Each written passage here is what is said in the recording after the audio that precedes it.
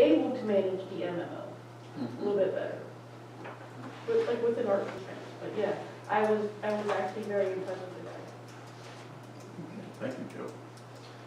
So next on my manager's report is an MS4 update. At the workshop meeting, as well as at our previous meeting, I gave the doom and gloom scenario that we got our MS4 permit, and DEP approved our pollution reduction plan with the caveat that they disagreed with how we calculated our land mass areas and the potential to absolutely doubling the amount of work we had to do with a pollution reduction plan at face value with what their comment was.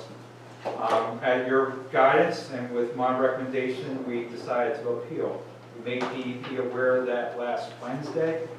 There was a series of discussions on Friday between land studies and DEP at my instruction. On Tuesday, DEP requested a meeting with the Lancaster municipalities. And it was led by Lancaster Township, East Cocalico Township, and Manor Township, and Ephrata Township. Lancaster Township hosted the meeting. They let most of the talking be with myself and with Manor Township's manager. We expressed our extreme concern with DEP's comments, especially considering that it would have tripled the area for Manor Township and doubled the area for East Cocalico Township. Our rough math was that by doubling the area, we would add another $1.25 million at the minimum over the next 5 years that we will have been obligated to spend in this township on stormwater projects. DEP surprised us in the meeting with being very defensive and very conciliatory, seeming to really feel threatened that a municipality was going to appeal, because no municipality with this permit cycle to date has threatened appeal. I didn't realize East Cocalico was being a leader at this point in the whole state. So they were very defensive. They did not want that pollution reduction plan and its comments to go before an appeal board. I didn't realize how desperate they were to not have it go before an appeal board until they emailed us today at 3:30 a new cover letter that completely removed the pollution reduction plan comments and approved it as is. So our threat of appeal, which I was about ready to have Tom Goodman send at 4:30 this afternoon, was stopped by DEP at 3:30 this afternoon by them removing that comment and approving our pollution reduction plan without comment. They did leave a little caveat that they would still like to talk about the pollution reduction plan going forward. So next week, we will meet with DEP to find out what that little caveat means. There was a cover letter to go along with the cover letter that went with our approval, where it said our pollution reduction plan was approved, and that they would have some discussion. I think they would have a hard time bringing comments into a document that's already been approved. So I'm kind of curious as to what they want to talk with us. They reset the clock with October 1st. So we have, again, a 30-day window to appeal. We will meet with DEP next week to find out what this cover letter to our permit actually means. But should we come back with confidence that they're not going to try and slide something in over the next 5 years into our pollution reduction plan, and I think we basically dodged the bullet that would have doubled our MS4 costs right off the bat for the next 5 years. So a little good news, I was going to happy dance at 4:30 today, so because I didn't know how we were going to handle this at this point. And quite frankly, being the first municipality in the state to appeal our permit was not necessarily a desirable position when you look around on either side and there's nobody near you, and you're running point against one of the largest agencies in the state. That was not exactly a position as a township manager I wanted to be in. And between the three municipalities, as I was the engineer, I was kind of taking the lead, and Manor and Ephrata were kind of just stepping one half step back while we were sparring with DEP. So I'm glad that we didn't have to go through the appeal process as of yet, but I still reserve the right, and with your blessing, to possibly appeal depending on what we hear next week from DEP. If they are trying to do a backdoor way to still bring the comments back into the pollution reduction plan.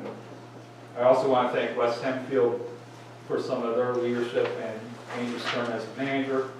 They did seek legal counsel and were ready to legally appeal the process. And their legal counsel also went and talked to DEP utilizing our review letter. So that also was part of what helped our cause. Because my understanding is DEP's counsel was not as confident that if this were to be challenged in federal court that they would win.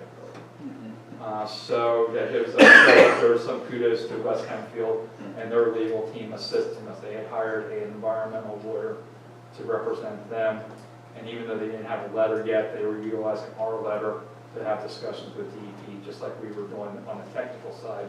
They were approaching DEP more on the legal side. So it was a combined effort of all the Lancaster municipalities. It was a good team effort.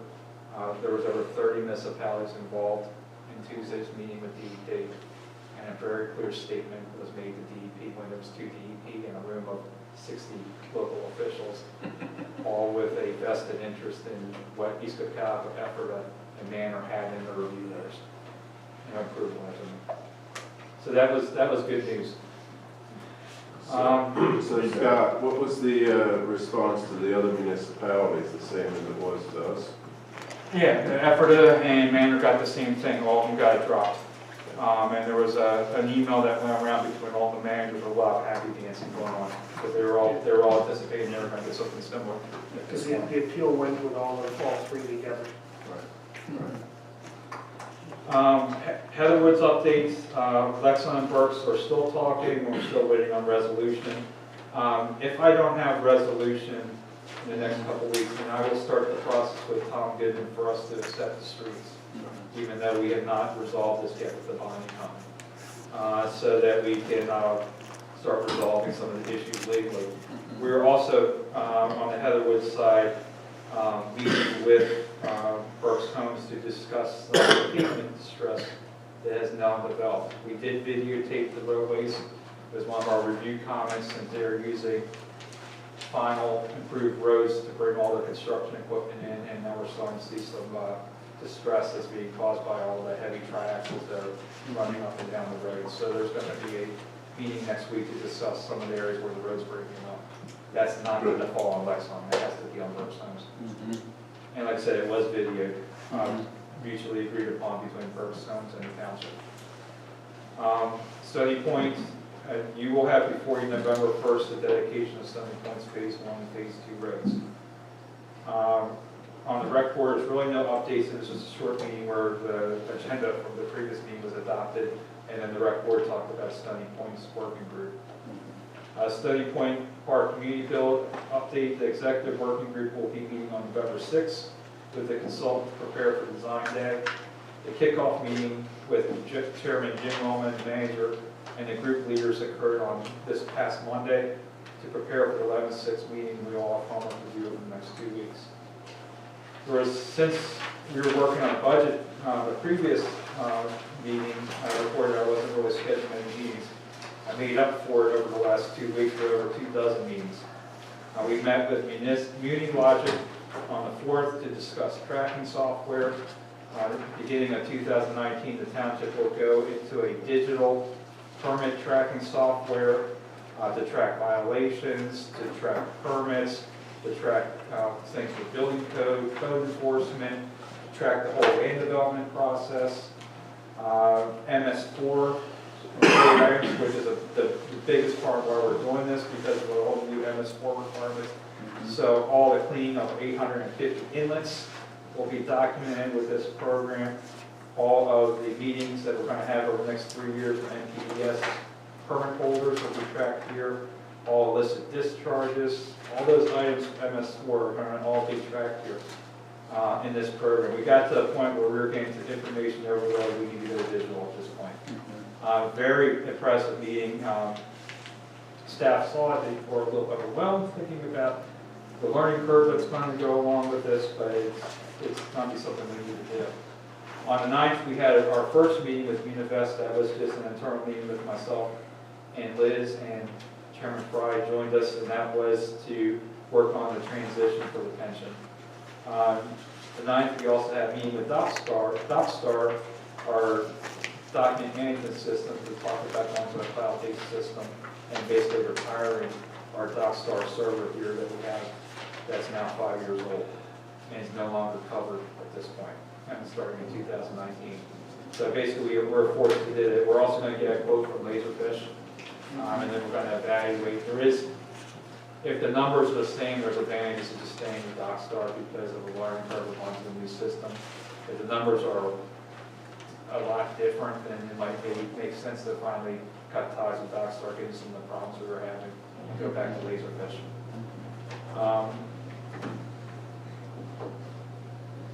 There was a meeting on the 10th with the Lancaster County Tax Collection Bureau. At that meeting, they gave explanations to why the Cocalico School District municipalities and the Elizabethtown School District municipalities came up short with their earned income tax this year. For East Cocalico, compounding some of our budget issues right now, we came down up short from $60,000 from what the county had projected we should have received this year. Their feeling is that the shortfall will probably be corrected with the tax filings next April. That's when reconciliation occurs for this year where we're short $60,000. More than likely, we have a couple employers on the areas outside of Lancaster County that are not covered by the tax collection bureau, they're covered by Keystone and some of the other groups. Could have been miscoded, or there could be some errors. Our tax collection bureau then will go through the numbers to see where there might be, if an employer was providing $100,000 of tax and now they're only providing $25,000 of tax, that would get flagged for an audit by our team. So they think that's what occurred. It's the municipalities that are serviced by one provider, and I kind of believe it's by Keystone. So we'll see what comes out of that. There was another lesson on the 11th, another Community Logic web demonstration where staff got 90 minutes of training on it, learning how to utilize that. On the 11th, Nancy Hess kicked off her HR work with a one-on-one meeting with the manager and with the financial administrator. And then Nancy Hess had her employee meeting without the manager present on that same day. On the 16th, we had talked for many months now, for 9 months now, about the Smokestown Road drainage problems and the flooding that's been occurring. It's about 1,500 feet south of Hill Road. It's one of the worst flood areas that we've got along Smokestown Road. Had a very good meeting with PennDOT's municipal coordinator. They are going to analyze the culvert that goes underneath Smokestown Road and see if it's properly sized or not. They also granted us permission to do swale and pipe work along Smokestown Road without permit. So that we're being treated as if we're PennDOT staff. So we're not having to spend all this money for an HOP to do work that we're going to do ourselves. So a very good meeting, established a good contact now with PennDOT. The guy's name is Bill Davis. Now whenever I have a problem with any of the PennDOT systems, I now have a go-to person at PennDOT to actually get stuff done. So very good meeting with them. Very pleased with the mindset that he brought to the table. And that work will start next week. Again, we talked about the meeting with DEP and the Lancaster municipalities. That was on the 16th. Yesterday we had a meeting with Ingram Powder Coating, which was a restart of their 2011 project. They had purchased a property on Industry Way, and that's what put their project on hold in 2011. They pretty much had main development plans. They were down to a one-page comment letter, like what your security needs to be, those kind of things. And then they decided they were actually going to pause that and actually buy a property next door on Industry Way. But they moved everything there. Well, they now have outgrown that facility. They need to expand on their original property. So they're now restarting their project. They realized that, as I told them, that stormwater regulations have changed since then, that there was that I explained to them that whole model of DEP stormwater orders that we now have adopted. And I told them that their timing was good because they're getting in before the next ordinance update occurs next year, which could hopefully be a stem too for some of these Florida municipalities or municipal properties to consider jumping now before the new stormwater rates kick in next year.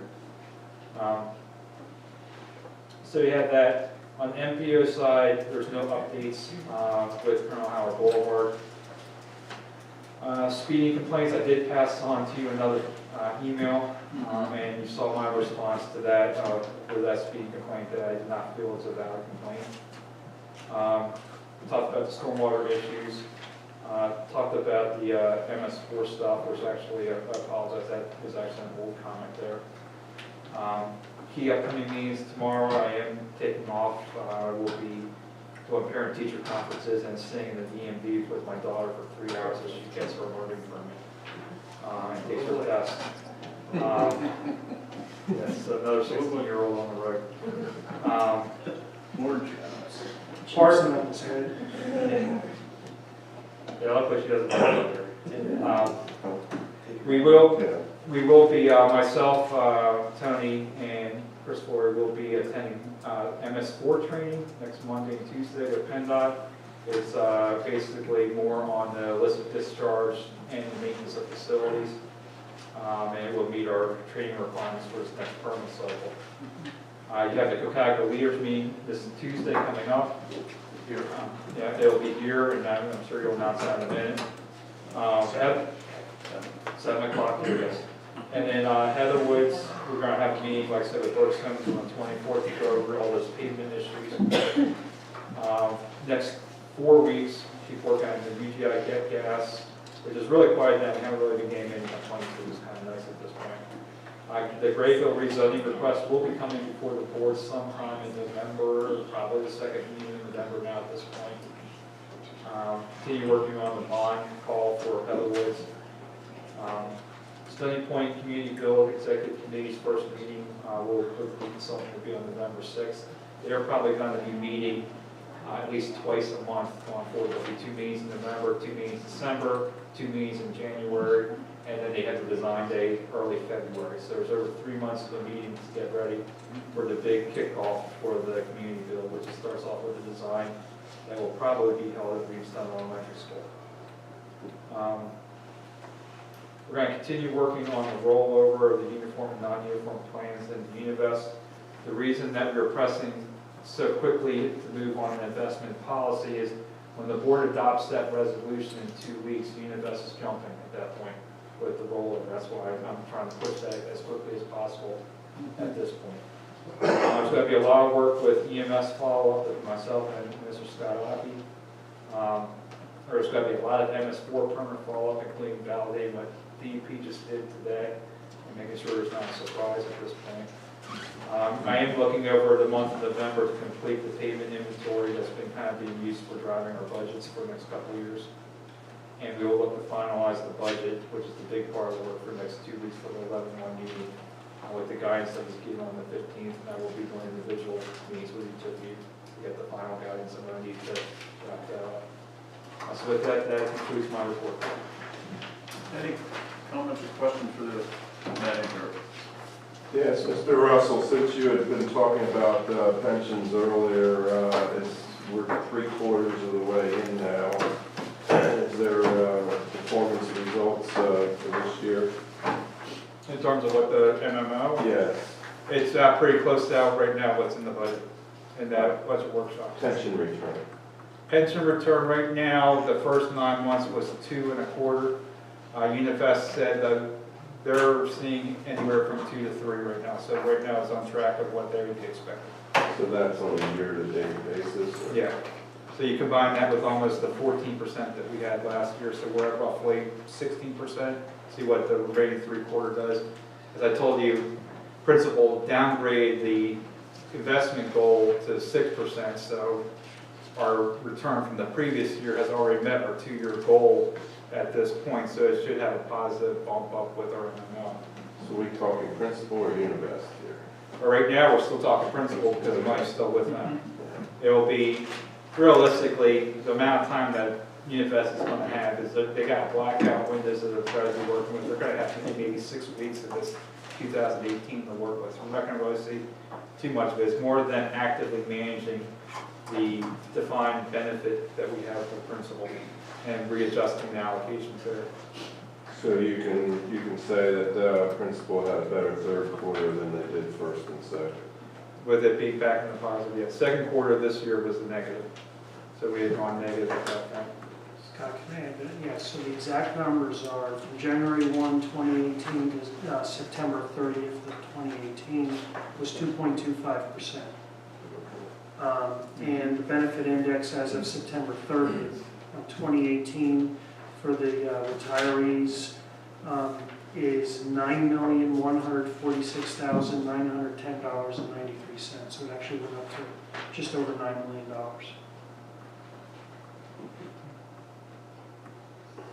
I'll leave it And then probably the last thing, if everybody wants to look, those are playground pickets. They will be utilized by Stony Point Park. We design build or community build here. And there will be more to follow when they start getting sold. And that will start probably with design build. Okay. Any public comments among agenda items?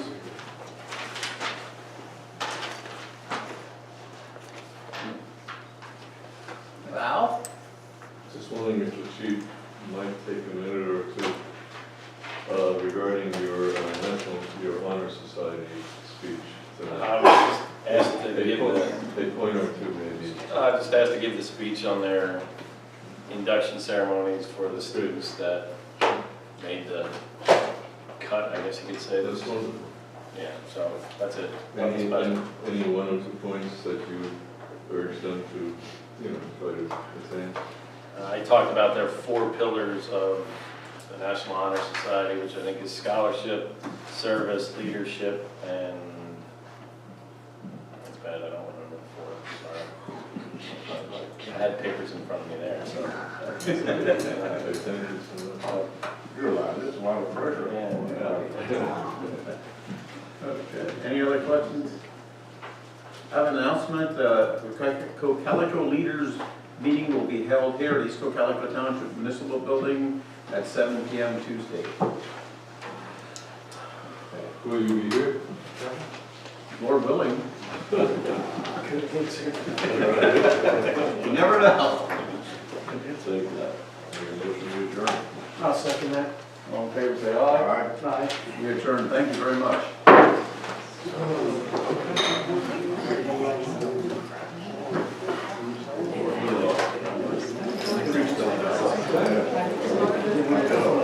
I can say that. Ever use the mic? It is horrible. I'm almost